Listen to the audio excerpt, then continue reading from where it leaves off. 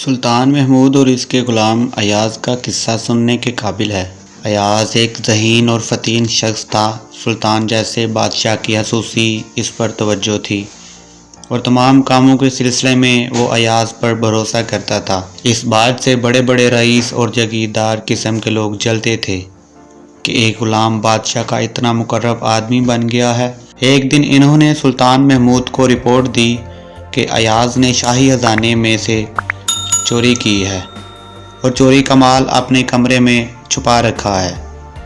وہ کچھ دن بعد تنہا وہاں جاتا ہے اور کسی دوسرے کو وہاں نہیں جانے دیتا۔ کچھ دیر بعد دوبارہ تالا لگا کر باہر نکل آتا ہے۔ اس طرح تو وہ شاہی خزانہ خالی کر دے گا۔ سلطان کو اس رپورٹ پر اعتبار نہیں آیا، البتہ اس نے ان بڑے درباریوں کو ایاز کی حقیقت اور عظمت بتانے کے لیے سپاہیوں کو حکم دیا کہ ایاز کا کمرہ کھول دیا جائے اور تالا توڑ دیا جائے۔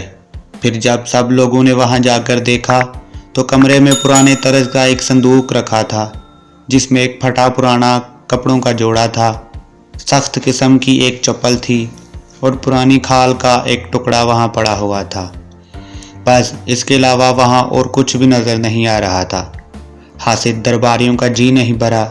انہوں نے شوشہ لگایا کہ کمرے کے فرش کے نیچے خزانہ ہوگا۔ آخرکار مزدوروں کو بلایا گیا اور کمرے کی خوب کھدائی کی۔ جتنا زیادہ کھودا گیا، حاسد درباریوں کے چہرے پر اتنی ہی زیادہ رسوائی آتی گئی۔ تھک ہار کر سب بیٹھ گئے تو سلطان نے ایاز کو بلایا، کچھ بیکار سی چیزوں کو مکفل رکھنے کا سبب پوچھا، یہ کہہ کر ڈانٹا بھی کہ کیوں اس طرح تم دوسروں کو بدگمانی کا موقع دیتے ہو۔ ایاز نے عرض کیا، میں پہلے ایک جھاڑیاں چننے والا ایک بہت غریب آدمی تھا اور اب یہ حال ہے کہ سلطان کا وزیر بن چکا ہوں، اور اپنے زمانے کی یادگار چیزوں کو میں نے اس لیے سنبھال رکھا تھا تاکہ اپنی اصلیت نہ بھولوں۔ میں اس کمرے میں جایا کرتا تھا، خود سے کہا کرتا تھا، ایاز تو وہی جھاڑیاں چننے والا آدمی ہے، یہ تیرا وہی پرانا لباس ہے۔